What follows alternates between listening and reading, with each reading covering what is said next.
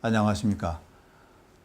지금 저를 혹시 기억하시는 분이 있다면은 이만기 천하장사가 천하장사 10번 할 때 그 중계방송을 제가 다 했죠. 그때 기억하시는 분들이라든가 또는 제가 평생 야구 중계를 했기 때문에 또 야구 중계를 통해서 아시는 분들 아마 둘 중에 하나라고 생각이 듭니다. 오늘은 최근에 제가 국어책을 한번 만들어 봤습니다. 온 국민이 초등학생부터 노인에 이르기까지 우리 국민 모두가 쉽게 보실 수 있는 재미있는 한국어의 미학이라는 책을 만들어 봤는데 이 책 소개에 앞서서 간단히 우리 국어의 특징부터 알아보겠습니다. 최근에 우리 국민들의 말과 함께 또 국민들의 심성까지 황폐해졌다고 걱정을 하시는 이 국어의 우국지사들이 많이 계신데 실상 이에 대한 책도 안 나오고 또 대안도 없습니다. 그래서 제가 책을 만들어 봤습니다. 흔히들 책이 사람을 만들고 사람이 책을 만든다 이런 얘기를 많이 합니다. 그런데 이 말은 원래 그 독일의 철학자 피흐테가 사람이 말을 만들고 말이 사람을 만든다. 여기에서 따온 말입니다. 그 교보문고의 그 전 회장께서 이 말이 좋아가지고 이제 이 말을 패러디한 거라고 합니다. 그래서 제 책의 그 서브타이틀이 사람이 만든 말이 사람을 만든다. 그리고 현재 방송 말이 한국인을 만들어 가고 있다. 이렇게 과감하게 한번 표현을 해봤습니다. 그럼 먼저 우리 국어의 그 특징부터 한번 알아보겠습니다. 여기 그 1번 번호가 나오는데요. 기억과 니은이 나오는데 이 기억은 한국어는 소리 나는 대로 적으면 뜻을 알 수 없다. 이게 소리 나는 대로 적은 겁니다. 이랬을 경우에는 뜻을 알 수 없기 때문에 소리 나는 대로 적지 않고 니은처럼 적습니다. 이렇게 해야 이제 알 수가 있겠죠? 이렇게 적는 방법을 표의 주의, 뜻을 표현한 주의, 뜻을 나타낸 주의, 또는 다른 말로 형태주의. 이때 형태라는 것은 그 표기를 뜻하는 것으로 생각하시면 됩니다. 그래서 이런 규범을 이렇게 표의주의, 형태주의라고 합니다. 따라서 이렇게 적힌 말은 표기대로 읽지 않습니다. 그러니까 한국어가 반드시 표기대로 읽지 않는다는 이 사실을 이 규범에서 우리가 알 수가 있습니다. 다음 장으로 넘어가겠습니다. 그 대신 뜨거운 태양, 푸른 바다, 둥근 지구, 이 말은 뭐 소리 나는 대로 적은 겁니다. 그런데 뭐 이것은 문제가 없어요. 그래서 이 쓰인 대로 읽습니다. 이것은 이제 뜻을 음을 표현했다. 음을 위주로 해서 표기했다. 그래가지고 이제 이런 것을 표음주의. 이런 것은 표기대로 읽게 되어 있습니다. 자, 이렇게 해서 이제 세계 언어를 한번 살펴보겠습니다. 한국어와 영어와 프랑스어는 표기와 발음이 다른 언어권에 속합니다. 반면에 제가 고등학교 때 독일어를 했는데요. 그 독일어 한 이유는 발음 보호가 필요 없기 때문에 쉬워서 한 겁니다. 독일어, 이태리어, 스페인어, 포르투갈어, 또 그 일본어 세대가 계실 텐데요. 일본의 히라가나와 가타카나는 표기와 발음이 같습니다. 그러니까 세계 언어는 이렇게 표기와 발음이 다른 나라 말과 표기와 발음이 같은 나라 말, 이렇게 대별한다고 볼 수가 있습니다. 다시 한번 강조하면은 한국어는 표기와 발음이 다른 나라 말에 속하는데 약 40%가 다르고 영어나 프랑스어는 거의 100%가 다른 언어권입니다. 그래서 우리 어린이들이 초등학교 때부터 그 파닉스라고 하는 영어 발음 교육을 받게 되는 겁니다. 근데 이 규정, 아까 말씀드린 지금까지 규정을 이제 보면은 이게 제일 중요한 규정인데요. 한글 맞춤법 제1장 제1항입니다. 한글 맞춤법은 소리대로 적되 어법에 맞도록 함을 원칙으로 한다. 이게 간단한 것 같습니다만은 아마 이거 가지고 이 규범 가지고 박사 뭐 몇 개의 박사를 할 수 있는 그런 우리 국어 발음의 헌법 1조라고 할 수가 있습니다. 넘어가겠습니다.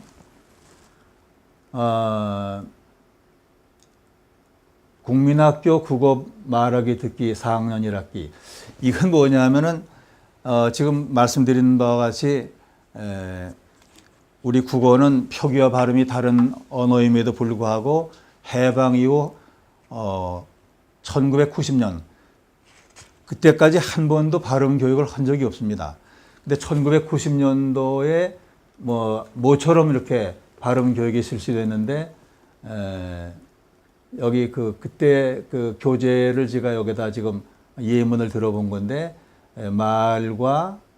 말은 이제 뛰는 말이겠고 긴 말은 사람의 말이고 이거는 하나란 뜻이죠. 1, 2, 3, 4, 1. 또 일은 하는 일, 사람의 하는 일. 이렇게 한국말은 장단음으로 되어 있다. 이런 말이 이제 초등학교 때 나옵니다. 이것이 1990년도입니다. 그러니까 이때 초등학생들이었으면은 아마 지금 40대 중년이 되셨을 거라고 생각이 됩니다. 지금 방송 보시는 분 가운데도 아마 이거 배우신 분이 있을 거예요. 근데 제가 이때 그 문교부에다가 강력하게 건의했습니다. 제가 어떤 자격으로 그런 건의를 했냐면은 KBS의 그 83년도 4월부터 한국어 연구회라는 것이 발족이 돼 가지고 이송영 선생 또 허웅 선생 이런 그 원로 학자와 또 중견 학자 그리고 전 KBS 아나운서가 이제 서로 그 산학 협동의 정신으로 만나 가지고 국어를 새로 공부한다고 그럴까요? 그런 그 한국어 연구회 제가 일원이었기 때문에 문교부에다 건의를 드렸는데 그때 건의 내용은 현 교사들이 국어 발음에 대한 인식이 없고 그분들도 교육을 받지 않았기 때문에 KBS 아나운서들에게 그때 카세트 시절인데요. 남녀 아나운서들이 거의 염가로 표준 발음을 녹음을 해서 전국의 교사들에게 배포를 해놓는 것이 어떻겠습니까? 그래야 이 교육이 삽니다. 그랬더니 문교부 당국자들이 당시에 공무원들의 늘상 하는 얘기 있지 않습니까? 예산 없다는 거, 예산 타령.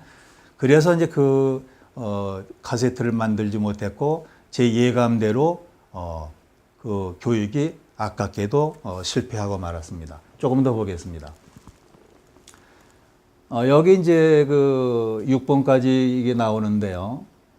이거 예문을 이제 왜 이런 것을 들었느냐 하면은 그때 제가 연구진으로 있었습니다. 하늘에 있는 달이 있고 아들, 딸의 딸이 있는데 어느 지역에서는 딸을 못하고 달이라고 하고 또 쌀을 살이라고 그러는 지역이 있죠. 그래서 그때 그 연구진들이 이것을 꼭 넣자 이래가지고 이렇게 이런 예문을 들은 겁니다. 문고리라는 고리가 있고 또 돼지 소꼬리 이런 꼬리가 있지 않습니까? 이런 예를 이제 든 것은 전국의 교재이기 때문에 어느 지역에서 이런 특수한 발음을 하기 때문에 이런 것을 염두에 두고 만든 예문이라고 생각하시면 되겠습니다.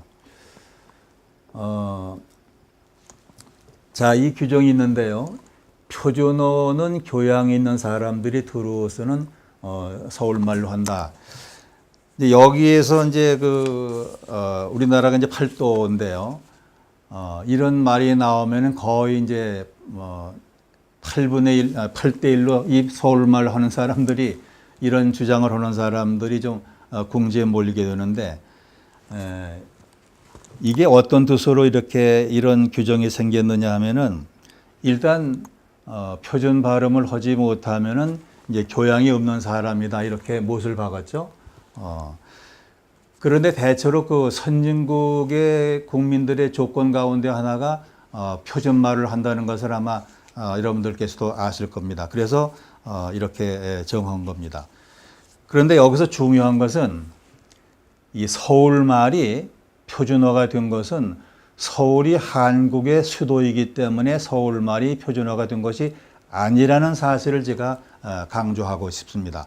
그럼 각 나라의 표준어들은 어느 지역 말인가를 보시면은 이 사실에 대해서 확연히 아실 수가 있을 겁니다. 네. 우선 미국을 보면요. 언어학적으로는 이렇습니다. 그 와스프라는 계층이라고 그러는데, 그 White Anglo-Saxon Protestant, 그 백인 신교주의자, 그러니까 영국에서 그 메이플라워를 타고 대서양을 건너서 종교 관계로 이민 온 사람들, 이분들이 쓴 말을 일단 언어학적으로는 미국의 표준어로 되어 있습니다. 또 하나는 중서부 지역에 사는 사람들이 쓰는 말. 그런데 현실적으로는 텔레비전 잉글리시, 말하자면 텔레비전에서 나와서 하는 말, 그 진행자가 하는 말, 그것이 표준어로 되어 있습니다. 저 같은 사람에게는 상당히 부러운 얘기죠. 그럼 예를 들어서 한국 어느 모 방송국의 텔레비전 그 한국어가 한국어의 표준 발음이다, 표준말이다, 이렇게 했을 때 금방 여러분들도 납득이 가실 겁니다. 저로서는 상당히 부러운 얘기입니다. 그래서 미국도 워싱턴이 아니라 와스프 계층이라든가 중서부 지역이라든가 또는 그 텔레비전 잉글리시가 미국의 표준어로 되어 있다는 사실을 말씀드렸습니다. 프랑스도 수도 파리가 아니라 뚜르라는 지역입니다. 아주 소도시입니다. 고성이 많은 지역입니다.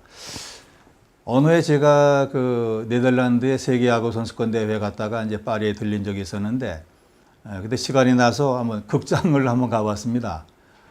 그랬더니 성인 극장인데, 국립극장인데 맨 앞줄에 초등학생들이 또 저학년 학생들이 뭐 노트를 가지고 뭘 열심히 적고 있어요. 그래서 같이 그 극장을 갔던 특파원에게 물어봤어요. 아니 그 성인 극장인데 어떻게 초등학생들이 와서 노트를 하고 있냐 그랬더니 방학 숙제 하고 있는 거예요 그러더라고. 아니 무슨 방학 숙제를 극장에 와서 해요 그랬더니 국립극단의 그 배우들 아니에요. 저 배우들의 발음 적는 거예요. 저는 얼마나 그때 부러웠는지 모르겠습니다.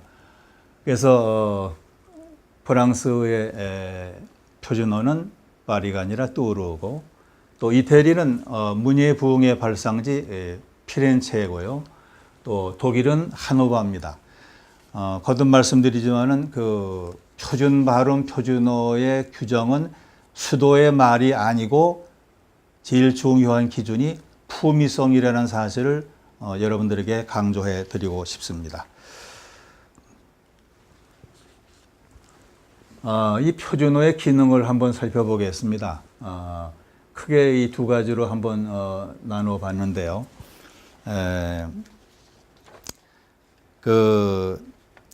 우리가 초등학교부터 발음 교육을 해야 된다 이런 말들을 많이 하고 있는데요. 우선 낭구, 솔랑구 이렇게 했을 때 제 말을 무슨 뜻인지 아시는 분이 계시겠습니까? 낭구, 솔랑구. 그러나 나무, 소나무, 그럼 아시죠? 이게 바로 그 언어의 통일성, 통용력이라고 하는 규정입니다. 왜 이런 표준어가 필요하냐면은 어떤 말을 하든지 간에 어느 지역에서든지 다 그거 주민들이 알 수 있어야 하기 때문에 표준어는 반드시 필요한 것입니다. 이것이 한 통일의 기능으로 보시면 됩니다. 그 다음에 준고의 기능이라고 조금 그 낯선 표현인데, 이게 좀 풀어서 말씀드리면은 이제 이게 규칙을 지킨다는 뜻입니다. 교통규칙을 지키기 좋아하는 사람이 없었죠. 그러나 교통규칙을 안 지킨다고 했을 때 이 나라가 어떻게 되겠습니까? 마찬가지로 표준 발음은 어떻게 구성되어 있느냐 하면은 흔히들 그 인공어라고 말씀드리고 있는데, 왜 인공어가 되었냐면은 우리나라 그 한국어의 모음이 21개로 되어 있습니다. 일본어가 5개인데 비해서 참 많죠. 4배도 더 됩니다. 21개 되는데 왜 표준어가 인공어냐 하면은 어휘를 많이 만들어야 되기 때문에 인공어가 된 겁니다. 그래서 그 표준어는 이코로 인공어, 또 지방어는 지역방어는 자연어, 이렇게 얘기가 되는데 예를 들어서 인공어는 발음하기 어렵습니다. 인공어기 때문에. 좀 이해가 이상합니다만 표준어로 싸우는 광경을 상상하실 수 있겠습니까? 만일에 초등학생들에게 어렸을 때부터 표준 발음을 가르친다고 하는 사실은 이 학생이 장차 민주시민으로서 또는 공인으로서 앞으로 이 사회에 그런 자리에 있을 때 이미 어렸을 때부터 지키기 싫은 인공어인 표준어를 통해서 언어라는 도구를 통해서 하기 싫은 일을 한다. 즉 하기 싫은 일을 한다는 것은 이 사람이 그 교양을 쌓는다는 얘기나 마찬가지인데요. 어렸을 때부터 이런 그 훈련을 함으로써 준법 정신을 길러주는 것이 바로 이 표준어의 또 다른 그 색다른 기능으로 되어 있습니다. 이것이 바로 준고의 기능이라고 말씀드릴 수가 있겠습니다.